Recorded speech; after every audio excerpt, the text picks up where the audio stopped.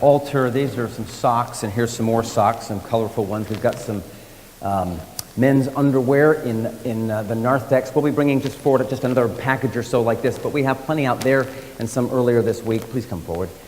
Came earlier this week and were distributed to folks downtown where Steve serves. And we're going to hear something about Lots. For some of you, you know quite a bit about Lots. You've been there, you've experienced what life is like there, and you've heard Steve. For some of you, Steve will be new. You're in for a treat. He's a delight. He's a friend.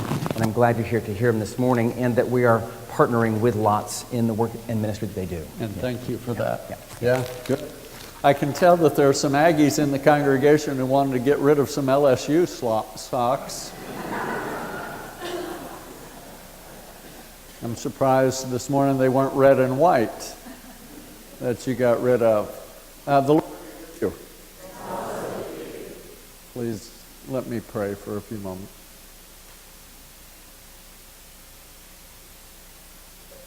Later in the service, we sometimes say, presume to come to this thy table, O merciful Lord, trusting in our own righteousness. Well, I don't presume to come to this moment trusting in my own wisdom or even in my own preparation. Would you be so kind, please, as to speak, and you decide whether to speak through me or in spite of me. But please speak so that your word is heard in ways that give life to us and give life through us. That's my prayer in Jesus' name. Amen. I am delighted to be here with you. I got to be here maybe not quite 2 years ago, but I'm grateful to be here with you because Good Shepherd Friendswood is one of the best friends that Lord of the Streets has in terms of our supporting congregations. Both the congregational budget provides us money, the women of the church have given us money, the Nook has provided us goods as well as monies, and we're the grateful recipients also of volunteers who come both during the week and occasionally on Sundays. So even if I haven't met you, I have a sense that I'm among friends, and I'm delighted to be with you. When I first moved to Houston, it was after 5 years of praying for an opportunity. My wife and I prayed for an opportunity to move into an inner city neighborhood. And we began that prayer because I read a book that chronicled the massive urbanization that was happening across the globe. And not only did the book propose that by the year 2050 would over 92% of the world's population be living in urban megacenters, but it also chronicled how the moral and spiritual climate of the largest cities always determined the ultimate strength of a nation or an empire. And then in the same book, the author suggested that in the United States particularly, the church was abandoning the most vulnerable parts of the cities in order to move with people who had education and some level of economic affluence into the suburbs. And then the author asked this question: if therefore the absence of salt and light in the most vulnerable parts of our city results in a further deterioration both of the city and of the nation, will not God hold the church in part culpable? Something about that broke our hearts. Karen and I, for the most part, are offspring of people with education and at least middle-class affluence. Karen and I were encouraged from the time that we can remember our parents' exhortations. We were encouraged to maximize the opportunity to get education, and in part the reason to get education was so that we could get employment, and the kind of employment that would get us an income that would allow us to live at a certain level of comfort. And we both took advantage of it. So to hear what I thought I heard in that book was more than a little bit disturbing, because though I had become aware of my need for a rescuer when I was in high school, somebody who was stronger than the things that seemed to be stronger than me, And though I was eager for other people to join me in the journey of seeking and finding Christ, I was not one of those who was eager to give up my creature comforts in order to live in some of the places of our cities where creature comforts were not so common. We moved into the second ward in inner city Houston. 5 years after praying, because God broke our hearts through that book, and we had been asking for an opportunity to live in a place of a vulnerable inner city neighborhood, we moved into the second ward. It was still fairly comfortable, but it was changing.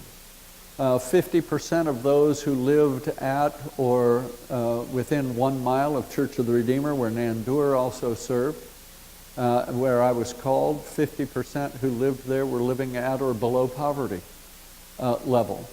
70% were Hispanic immigrants, and of the 70% who were Hispanic immigrants, 40% of those were functionally unilingual only in Spanish. And I felt water, both in terms of my ethnicity and my language and the level of economics that our family enjoyed. But what was really true for me was that I didn't have a clue about what people living in poverty experienced as their everyday realities. I began, though, to become aware of how the neighbors of mine who were at our level of income, and by the way, most of you know that clergy aren't rich, don't you? I mean, I know that every year when you come across the budget, you think they get more than they deserve. Most congregations say, Lord, if you will keep them humble, we'll keep them poor. Nonetheless, it was middle class. And soon after we moved there was a meeting called for where the neighborhood association wanted to talk about closing down a place called the Open Door Mission. Now, the Open Door Mission is primarily a ministry for those who are substance addicted, or they are people coming out of incarceration who have slipped back into committing crimes, mainly crimes that allow them to get enough food or money to live or to feed their addictions. And the neighborhood apparently had been trying for a number of years to close the Open Door Mission, so they were having a neighborhood meeting. And the political representatives, both from the state government and from the city, were there very sympathetic to the citizens of the community, whose argument was primarily this: unless we get rid of these people and a place that keeps welcoming them, unless we get rid of them, crime will go up and our property values will go down. And I kept trying to hear the voice of the Lord say, Steve, help get rid of them, because my highest interest for my people is their property value.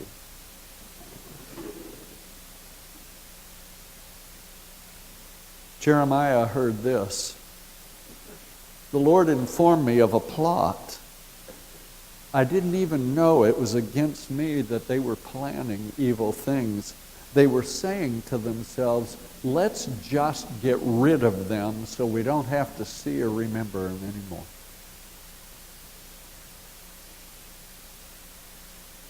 Three years and 3 months ago, I came to Lord of the Streets, which is a special evangelistic mission of the Episcopal Diocese of Texas, which means we are a church of and for the homeless and the formerly homeless. The building is located in a section of Houston called Midtown. Midtown sits midway between the central business district of the heart of downtown and the museum district and medical center. It's Midtown.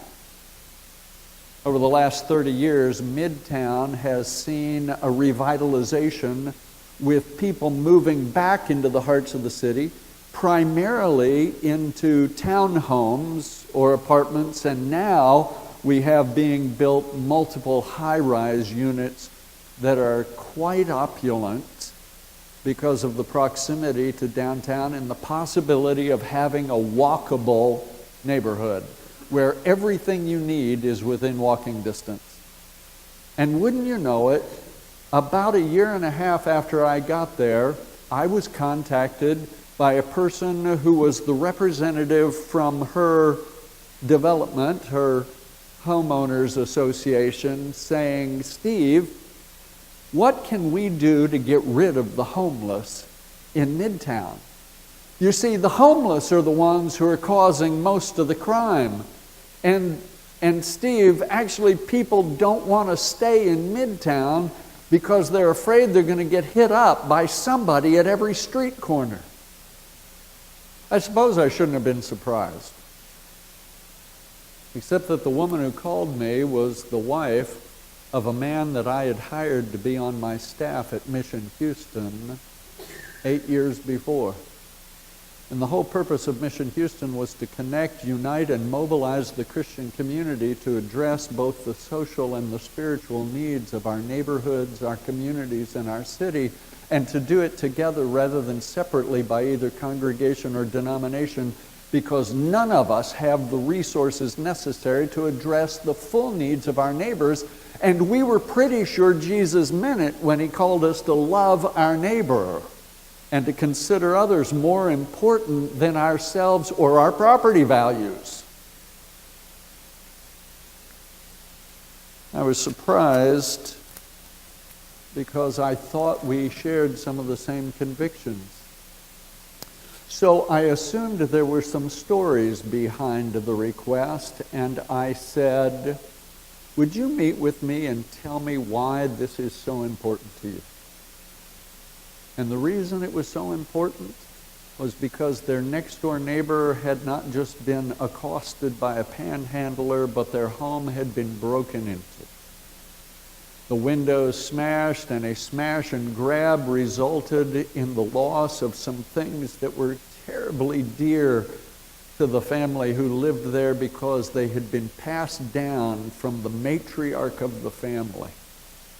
And the grief got married to anger.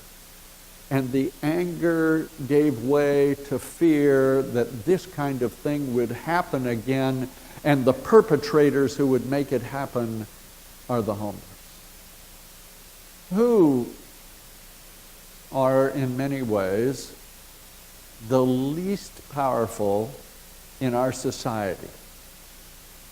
They have neither money nor influence on the basis of their position with anybody to lobby for things or legislation that will be capable of addressing their wants or needs. The least powerful. The gospel lesson today is a continuation of a couple of chapters in the Gospels, not only of Mark, but also of Matthew and Luke, that run together. Jesus has taken his disciples to my favorite place in all of Israel. He's taken them to Caesarea Philippi. It's gorgeous.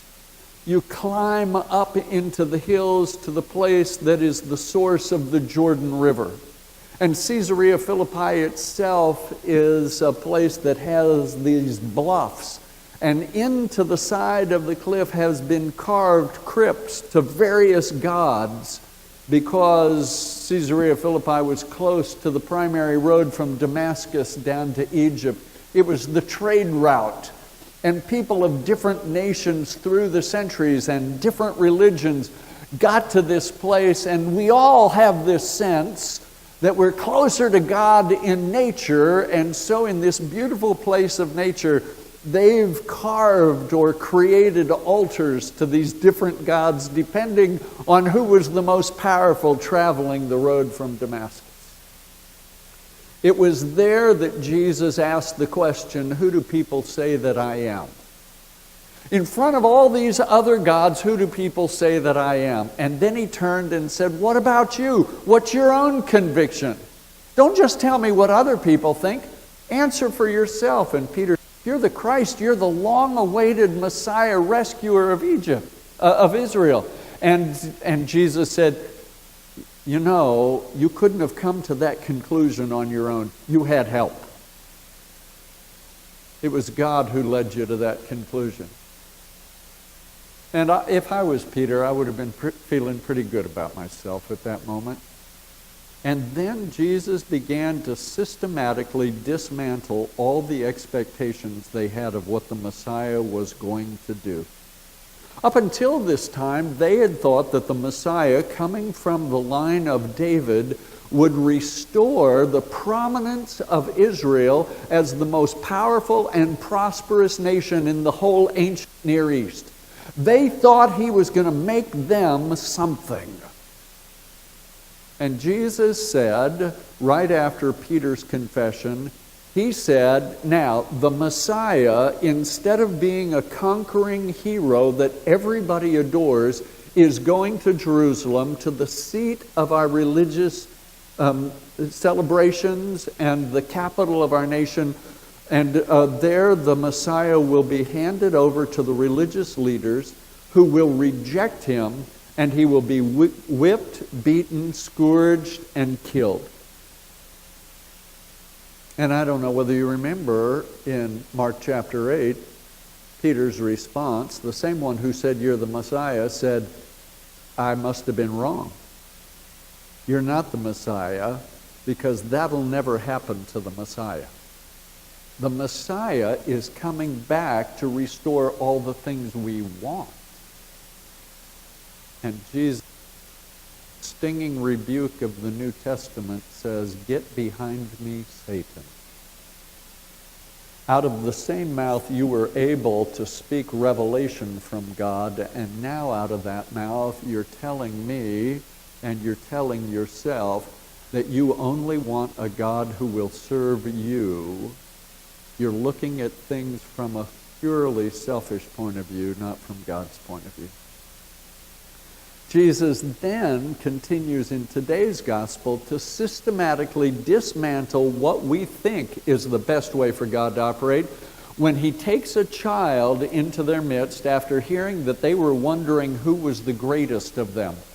Who's the most popular? Who's the most powerful among all of us? And Jesus takes a child, and we have a tendency to think that he did something sweet. But actually what he did was he took the person with the least amount of rights and privileges in the whole of society and said, the one to whom nobody pays much attention and has no legal status whatsoever, when you welcome them, then you're welcoming me.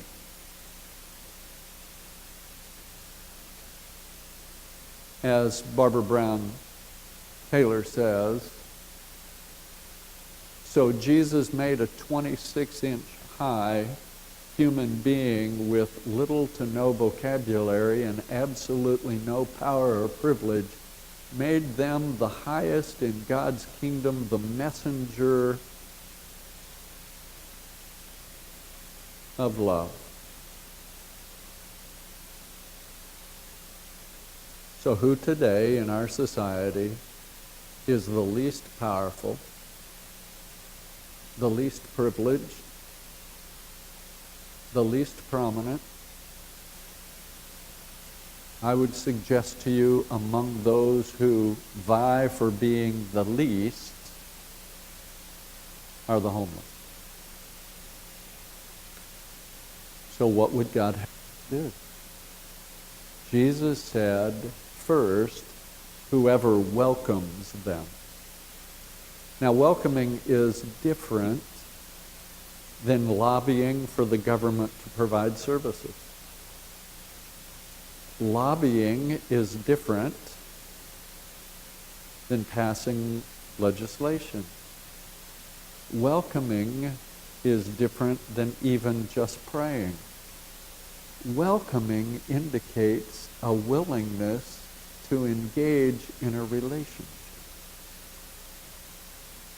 There are some who are convinced that the chronically homeless, not the economically homeless, but the chronically homeless, who by and large come out of some level of generational poverty, or at least generational economic disadvantage, and who prominently come out of places where the family unit has not been held together. There are many of us who believe that the biggest cause of sustained or chronic homelessness is the catastrophic loss of a family, because the family was designed by God to be the social safety net that catches those who fail and would otherwise fall. I have friends of mine whose children have gotten into drug addictions, and they have caught them time after time after time after time. And even when they try tough love, they do so because they don't want this to be the final chapter of their lives, and they're ready to welcome them back with open arms. Whereas I have a man who stays with us at Lord of the Streets and who volunteers 10 hours a week cleaning our building, whose mother gave him up after she had him out of wedlock and she was crack addicted, who was taken in by a family that's not his relatives, where the father in the family was serially sexually abusing the two girls that they had taken in, and who decided when he went to the police to protect his sort of half-step sisters, whatever they would be, the mother and father joined together to say he was lying, and in fact he had done it. And he served 13 years in prison for a crime he never committed. They never visited him, and when he got out and contacted, they said it would be best if he would never mention that he had ever been a part of their family. The catastrophic loss of family is at the heart of many of those who are homeless. So let me ask the question. If one of the contributing factors for the largest percentage of people who are homeless is the loss of a family, then what's God's answer to that? I would suggest to you it's us. Those of us who have been adopted into a family are supposed to be the ones who are willing to engage relationally, not just financially. Engage relationally, not just politically. We're the ones who are to welcome the child and say, we give you all the rights and privileges that we enjoy as the sons and daughters of God, and to say to the homeless, we are prepared to wrap our arms around you. And though your healing may take years, and though the devastating impact of trauma in your life may be profound, we will not give up until you have been restored to a right relationship with God, until you've been restored to a right relationship with yourself, until you've been restored as far as is possible to those who are alienated from you, until you've been restored to the church where you're not just a receiver, but we recognize that God has gifts to pour into our lives through you, until you're restored to a right relationship with society because God designed you to be a contributor to the common good. We're to be the family. James asked the question, this difference between the devil's ways and God's ways? Wherever there's jealousy and ambition, you'll find all kinds of evil, and even the willingness to dismiss and say to people who make us uncomfortable, get rid of them. But where there's wisdom that comes from God that permeates a community that knows they're his family, Well, you'll find people who are peace-loving. You'll find people who are gentle at all times, even with the despicable. You'll find people willing to yield their rights and privileges and preferences in order to serve. You'll find people full of mercy and full of good deeds where there's no favoritism. This house of prayer is for all, and this family of God is for everyone. I tell my kids all the time, my adult kids, sometimes I am deceived into thinking that I'm changing some lives ever so slowly as I get to do everyday life with those who are or were homeless. But the truth of the matter is, they're changing my life. Because the things that I used to think were important have increasingly receded. And the one who is important and who said, "You'll find me when you clothe the hungry, the naked, and feed the hungry, and you welcome those who have been in bondage. You care enough about them to go their way when they're sick or when they're in prison." The one whose life is changing is far less our neighbors at Lord of the Streets and far more my life. Lawrence said to me the other day, I said, "Lawrence, I don't want to use you because you're so willing to help us." And he looked at me and he said, "Well, brother, you're not using me because I'm not serving you. I'm serving Jesus who served people." He told me, "I'm not just cleaning toilets. I'm creating sacred space for people to do their business."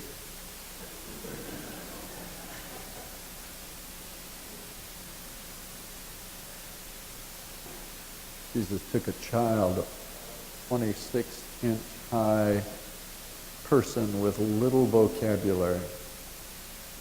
Well, except for the 26-inch part, sounds like a lot of my neighbors at Lord of the Streets. Not much vocabulary. Not much hope. Beaten down, turned away from jobs. He took a 26-inch high person with little vocabulary and no stature. Held that child in his arms and said, "Whoever goes out of their comfort zone to engage in a relationship with the powerless and the outcast,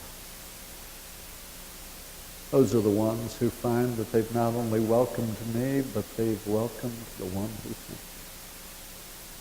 And I know that's the desire of Church of the Good Shepherd.